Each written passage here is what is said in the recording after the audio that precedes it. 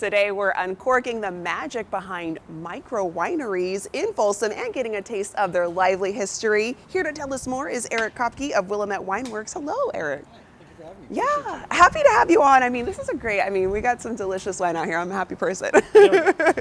Okay, so tell us about Willamette Wineworks and where you're located. Yeah, so Willamette Wineworks, like you said, we are a micro winery located at 824 Sutter Street in the historic district of Folsom. We're actually located in the Roundhouse building, which is already a replica of the original Roundhouse building that was actually partially the inspiration to us being there. Okay, already a little history just in the location itself. And what was behind your winery's move from Oregon to California, and what inspired you to settle specifically in Folsom? That's a great question. So I like to say that though our first vines were actually planted in Oregon, our roots begin in Folsom.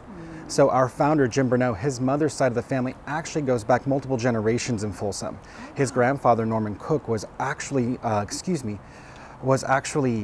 commissioned by the warden of the Folsom prison to actually build the first service station to actually not only work on the fleet of cars there, but actually give inmates serviceable skills to be able to actually reduce the recidivism rate even back in the 1930s. Oh wow! Yeah, a lot of amazing history there. Yeah, no, absolutely. And so part of what we were inspired by actually is that going back to that history, if you will, that was something that for us was really important in sharing and making that choice to go to Folsom instead of any other California city. Wow, okay, and to that, I mean, you have some delicious wines here. The ones that caught my eye right in front, it says Ntoma on it. Yes. Can you tell me about that? Absolutely. So again, being inspired by the history of Folsom, we had learned along the way, that there existed a vineyard that was called Ntoma, that was about 2,000 acres. So it was actually one of the largest in California at the time. Oh, wow.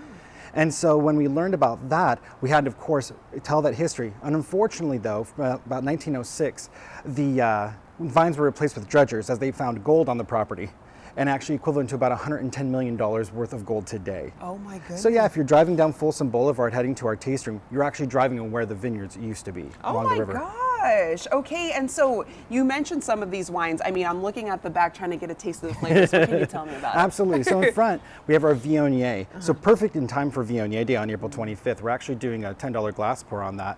In addition to that, we're actually offering 10% off bottles for the general public. Oh. But that's perfect for the summer weather we're about to have. Crisp, bright, refreshing. I love that wine. So it's one of my favorites and why I featured it in front. There you go. You're like, that's why it's front and center. Exactly.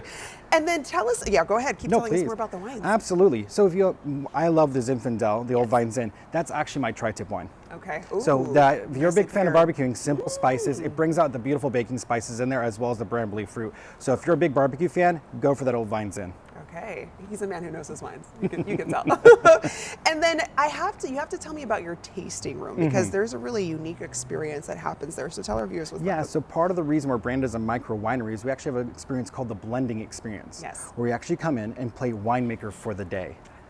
And so this, just with a few turns of a dial and a couple button presses, you actually will have your own wine blend there for you. So you get to brag to your friends that you've made your own wine, and then you can have your fun competition that way, who makes better wine there. I love that because it's such a hands-on experience. We were having some footage play of it, and you can just see like how engaging it can be for people. What's been the response from people when they attend? Oh, absolutely. They want to keep coming back. They want to dial in that blend, literally and figuratively. Yeah. And what's fun about that right now, we're actually transitioning to even new varietals, so that whole experience will constantly evolve over time as you start to come and visit us more and more. All right, and anything else our viewers should know when they come to taste wine at Willamette? Absolutely. So we do offer classic tableside tastings. We have pre-curated flights for you to be able to experience our whole portfolio, not only from the Ntoma label, but also our core wines from Oregon as well.